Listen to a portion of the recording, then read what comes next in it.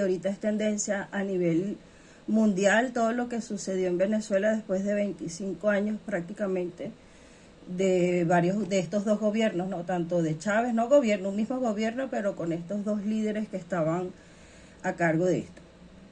Le doy gracias a Dios porque he conocido gente maravillosa, así como ustedes también, y he empezado a trabajar a la iglesia y he encontrado una familia, quizás a pesar de que no estoy con mi familia y me duele la situación de mi familia, el haber estado casi 10 años sin ellos. Pero aquí es importante resaltar la raíz de todo lo que llevó a Venezuela quizás a estos 25 años de dolor, ¿no? De sufrimiento, de escasez de tantas cosas. Fue una situación bastante complicada para nosotros y nosotros vemos ahora o vivimos 25 años y vemos ahora lo que está sucediendo, pero tenemos que irnos un poco más atrás para buscar qué fue lo que pasó y por qué nosotros quizás pudimos caer en todo esto.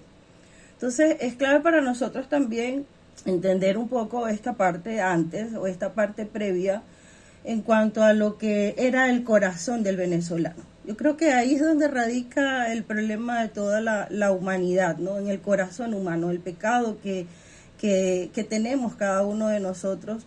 Y esa condición de pecado nos lleva a tomar malas decisiones y a no tener tampoco sabiduría para nosotros poder elegir o también para nosotros conducirnos, ¿no? En esta tierra. Entonces vemos que en Venezuela lo que yo viví, lo que yo percibí, porque yo viví muchos años allá en mi país, lo que tengo son 10 años solamente acá en Chile, desde el contexto de idolatría había una doble idolatría. Había idolatría por parte de los líderes, porque se empezó a adorar a Chávez, se empezó a idolatrar a Chávez, y también había un contexto de idolatría de imágenes, de lo que es la adoración del Dios verdadero. Ustedes saben que yo he contado mi testimonio, que yo pasé también 25 años en esa misma idolatría, y lo hablo desde mis lecciones aprendidas, porque desde que yo tomé la decisión de abandonar todo eso y seguir al Dios verdadero, mi vida cambió, y yo salí de esas maldiciones y yo empecé a ver cómo Dios empezaba a bendecirme. Sufrí muchas consecuencias precisamente por la desobediencia de mi familia y la mía también, pero también en el momento en que yo fui tomando decisiones por el Señor, también fui viendo los cambios que el Señor estaba haciendo en la medida en que yo iba alineando mi vida con su palabra.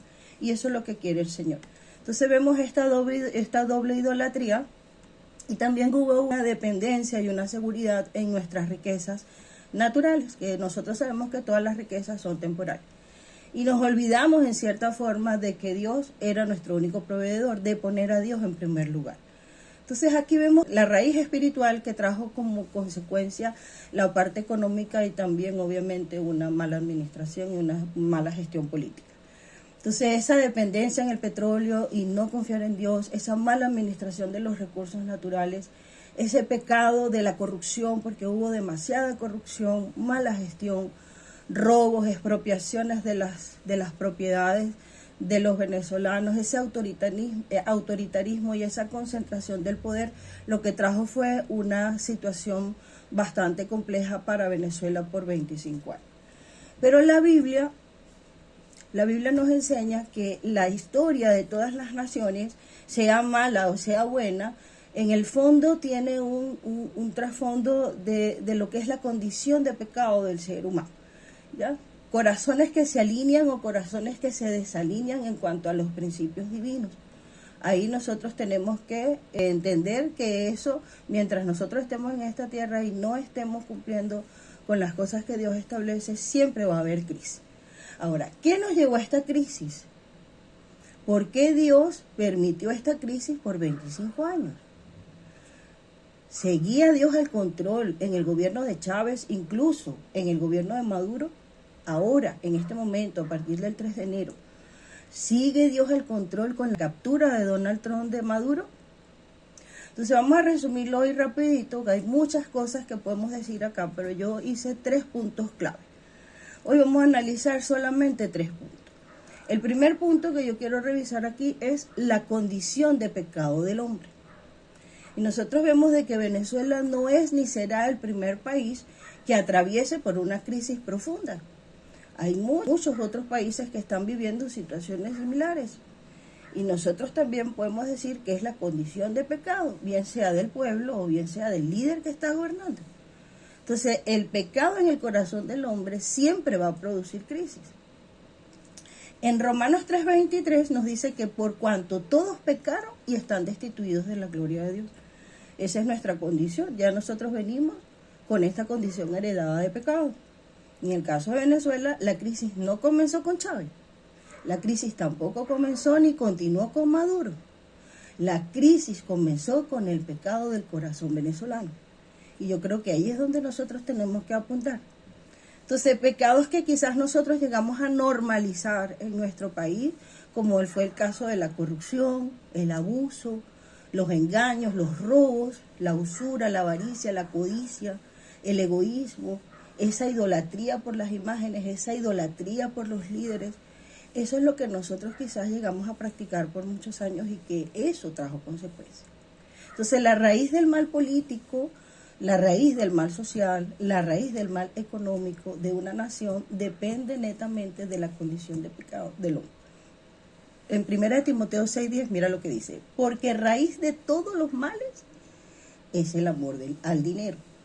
Entonces, este mal que tiene el ser humano también quizás de buscar en el dinero, en el poder, en tantas cosas, que es como consecuencia de nuestra naturaleza pecaminosa, nos hace a nosotros vivir o hacer cosas que no debemos hacer. En Proverbios 14:34 dice: la justicia engrandece a la nación, más el pecado es afrenta de las naciones. Entonces aquí vemos el pecado como el protagonista de las afrentas de todas las naciones. ¿Ya? El pecado nos afecta a nosotros, nuestra manera de pensar, nuestra manera de elegir incluso los gobernantes, nuestra manera de administrar nuestros recursos y nuestra manera también de ejercer el poder. Entonces, sin sabiduría, el ser humano no puede tomar una buena decisión. Dice Proverbios 1:7 que el principio de la sabiduría es el temor de Jehová. Entonces esto es claro. Como punto número 2, para ir avanzando, yo puse la búsqueda de seguridad y justicia en seres humanos. Me llamó mucho la atención porque justo cuando muere Hugo Chávez Frías, que fue el 5 de marzo, me acuerdo yo que había una fila enorme para ver la tumba de Chávez, para ver a Chávez en la urna.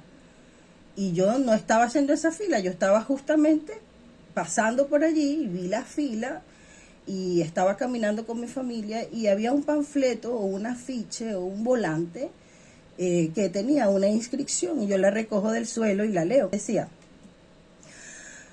estaba una cruz y decía: ahora no vemos a Jesús en la cruz, ahora vemos a Chávez sacrificado y su muerte como nuestro gran Salvador. Yo caí plop como condorito, porque yo decía, ¿qué es esto? ¿A dónde nosotros, en medio de nuestra oscuridad, podemos colocar? Porque yo estaba empezando a caminar en este camino cristiano y esto me llamó mucho la atención, porque yo decía, esto es una locura. ¿Cómo van a decir de que Chávez, ahora que se murió, está en la cruz y ya no está Jesús? Y que la gente... Yo dije, esto es una locura. Y a raíz de esa situación, las cosas fueron empeorando, las cosas empeoraron.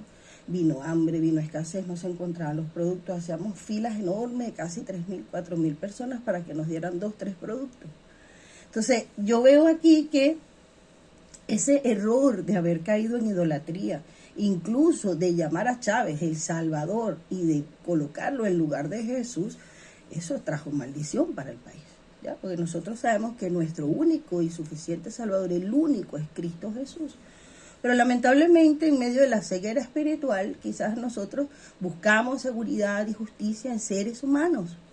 En Salmo 146:3 dice: no confíes en los príncipes ni en hijo de hombre, porque no hay en él salvación. Este versículo me llamó mucho la atención. Entonces, el error es grave cuando nosotros depositamos nuestra confianza en líderes humanos o en partidos políticos, en gobiernos. Confiamos en promesas temporales de hombre y no confiamos verdaderamente en las promesas de Dios. En Jeremías 17:5 me gustó mucho la Nueva Versión Internacional porque dice: esto dice el Señor, malditos son los que ponen su confianza en simples seres humanos que se apoyan en la fuerza humana y apartan, dice al final, apartan el corazón del Señor. Y en ese mismo 7, en el versículo 7 dice, pero es bendito el varón que confía en Jehová y cuya confianza es Jehová. Entonces, Dios puede usar gobiernos y puede usar también gobernantes para darle un beneficio a su nación. Pero nosotros jamás podemos confiar 100% que ellos son el Salvador. Ni tampoco Él va a querer que ellos reemplacen lo que es la adoración al Dios verdadero. Y a veces nosotros pensamos, no, Bukele es un instrumento de Dios y Maduro es un instrumento del diablo. Pero cuando nosotros vemos en Daniel 2:21, nosotros vemos de que Él muda los tiempos y las edades, dice la palabra, quita reyes y pone reyes, da la sabiduría a los sabios y la ciencia a los entendidos. Aquí me aclara de que no hay ningún gobernante, no hay ningún presidente que en este momento esté gobernando sin que Dios se lo haya permitido, porque es Dios quien quita y pone los reyes. Entonces, aquí nos preguntamos también, ¿será que Maduro y será que Chávez, Dios permitió que estuvieran estos 25 años en el poder por algo? Nosotros vemos, por ejemplo, en la visión providencial de la historia a través de Juan Calvino, y él dijo una frase que me llamó mucho la atención, que fue la síntesis de muchas cosas que él estudió. Y él decía que cuando Dios quería disciplinar a una nación, permitía gobernantes injustos. Y en Jeremías 25:9, incluso yo estuve investigando en la traducción al lenguaje actual, fíjate lo que dice. Voy a enviar, esto es con el rey de Babilonia, que nosotros sabemos que era un hombre orgulloso, que era un hombre egoísta y que era un hombre que no servía al Señor. Pero mira lo que dice Dios. Voy a enviar contra ustedes al rey de Babilonia, en este caso Nabucodonosor, y a todos los pueblos del norte. Ese rey, esto es lo que me llama la atención, dice, ese rey está a mi servicio, dice el Señor. Así que lo enviaré contra ustedes y contra sus vecinos.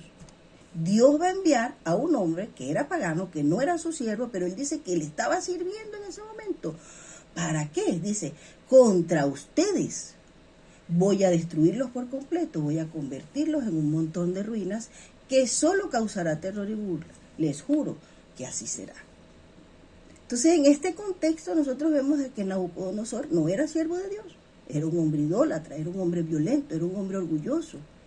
Pero ojo, Dios no volvió malo a Nabucodonosor para él poder hacer lo que quería hacer.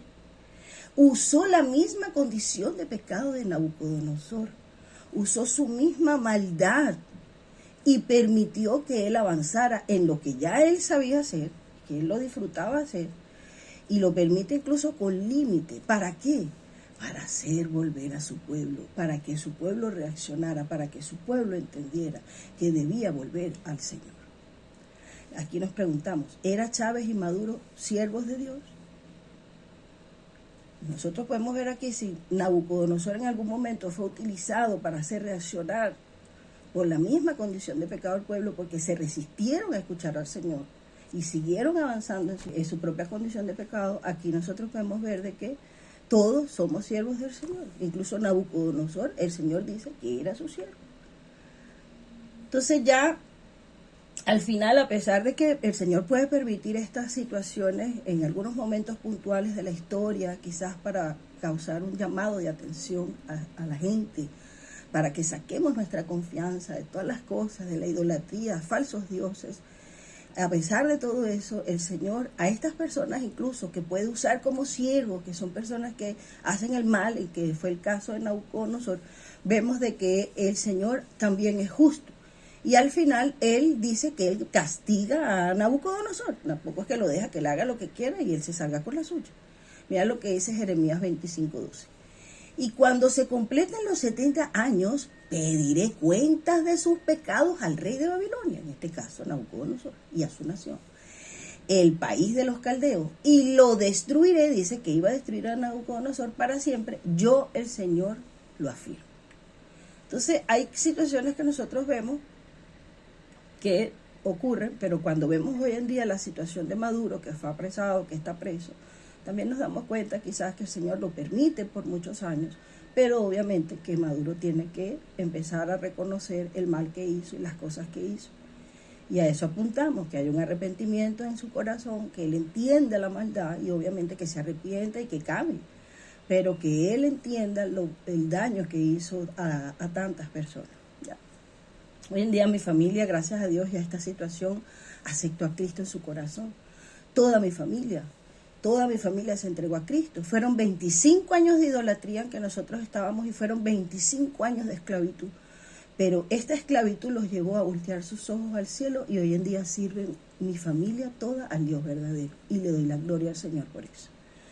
Y ya para cerrar, el punto 3, el verdadero cambio entonces no es de gobierno, no es que ahora llegó Trump y somos, ahora viene a salvarnos de esta situación. Ojo, si sigue la condición del corazón en cada uno de los venezolanos, si seguimos idolatrando personas, si seguimos idolatrando imágenes, si seguimos sacando nuestra confianza en el Señor como nuestro único proveedor y ponemos nuestra confianza solo en los recursos que tenemos, en la gran reserva de petróleo que tenemos, entendiendo que todo le pertenece al Señor, vamos a seguir repitiendo estos mismos ciclos. Y la idea es que nosotros que somos la sal y la luz de esta tierra, nosotros sin ningún tipo de parcialización política, podamos llevar a las personas a Jesús, a que puedan poner solo su confianza en Cristo, no en seres humanos, ni en recursos naturales, ni en imágenes, ni en nada.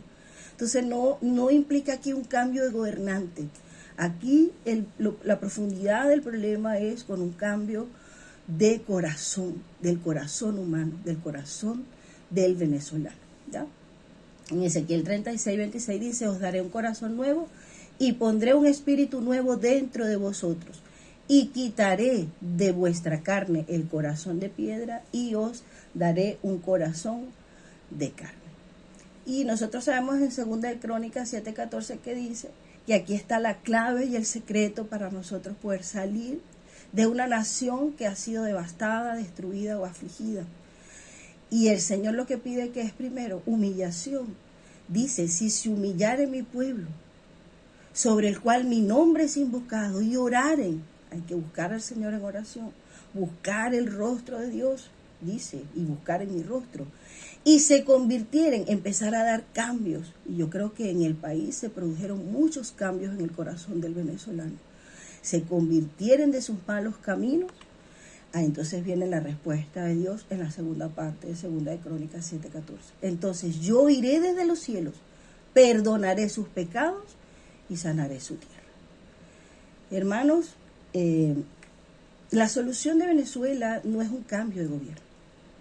La solución de Venezuela no es un mejor sistema económico. La solución de Venezuela es un cambio en el corazón profundo que solamente lo puede hacer el Señor. Un cambio para el venezolano de a pie y también un cambio para el que está liderando o el que está gobernando el país. Formar un país de hombres y mujeres transformados por el poder de Cristo Jesús. Un país de hombres y mujeres que pongan a Dios en primer lugar. No en sus recursos materiales, su confianza, no en imágenes de yeso, no en líderes, no en nada que es efímero y que es pasajero en este mundo. Solamente su confianza en Cristo Jesús y en lo que Dios ha dejado estipulado en su palabra. Nos preguntamos para cerrar, ¿ya estamos en otra etapa espiritual? ¿Será que la captura de Maduro y esta toma que hizo el gobierno de los Estados Unidos a través de Trump es porque ya se produjo ese cambio en el corazón del venezolano? ¿Habrá cambiado el corazón del venezolano? Yo creo que sí. Y lo he visto de cerca en mi familia y con cada persona que he hablado. La mentalidad del venezolano ha cambiado. Que Dios nos ayude, hermanos. En Salmo 33, 12 dice, Dios mío, tú bendices al pueblo que te reconoce como Dios. Tú bendices a la nación que te acepta como dueño. Vamos a orar y vamos entonces a pedirle al Señor que, primeramente, que trabaje en el corazón de Maduro en este momento, que quizás está ya encerrado, y en el de Cilia también, en el de todos los gobernantes que todavía quedan en Venezuela, para que haya una conversión de corazón, para que el Espíritu Santo los pueda convencer de pecado, justicia y juicio, en cada uno de los procesos quizás de dolor que ellos van a tener que vivir, que son resultado de las consecuencias de nuestros actos, ¿ya? Vamos a orar también por todos aquellos que perdieron familiares ahora con estas bombas, con estos estallidos, que quizás están llorando sus muertos, también es importante. Vamos a orar por los que siguen espiritualmente ciegos, quizás que todavía creen en imágenes y creen en estos líderes o tienen su confianza en los recursos del país y no en el Dios verdadero. Y vamos a orar para que el Señor nos ayude a nosotros también a entender el plan de Dios, que podamos tener misericordia de todos y que podamos hacer lo que tenemos que hacer en este tiempo y en esta generación, que es predicar a Cristo Jesús y exaltarlo por sobre todo. ¿Ya? Oremos. Querido Dios, queremos darte las gracias, Señor, porque en medio de nuestra condición de pecado, tú has dado la salida y la solución a nuestro problema, Señor, y es creer en Cristo.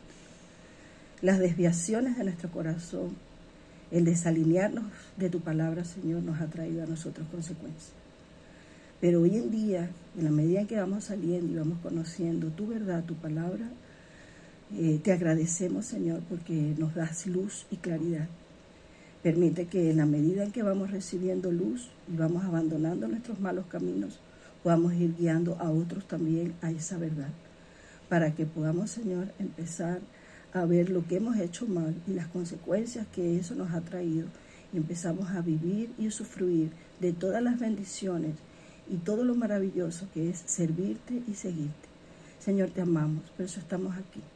Te pedimos que puedas seguir obrando en el corazón de Maduro, convenciéndolo de pecado, justicia y juicio, Señor, para que él se arrepienta y también haya salvación para él y para todas las personas que trabajaron por él, Señor. Te pido también por cada venezolano que sufrió, Señor, quizás pérdidas con estos bombardeos, pérdidas también con las luchas y las batallas, Señor, cada vez que salían a protestar en Venezuela. Te pido, Señor, también por el venezolano que todavía sigue creyendo, Señor, que el líder está en su confianza y su seguridad. Te quiero pedir por los que en este momento todavía no te conocen, para que puedan aceptarte en su corazón y ponerte a ti en primer lugar, Señor. Señor, quiero poner en tus manos todas nuestras vidas. Ayúdanos a seguir avanzando y a hacer lo que nosotros tenemos que hacer, Señor, para que mientras más prediquemos tu evangelio, Señor, las personas puedan conocerte, puedan salir de la oscuridad y puedan, Señor, entender que tú eres el único Dios verdadero, poner su confianza solo en Jesús. Te damos gracias, Señor, por esta misión tan linda que nos has encomendado. Ayúdanos, en Jesús te lo pedimos. Amén y amén, Señor.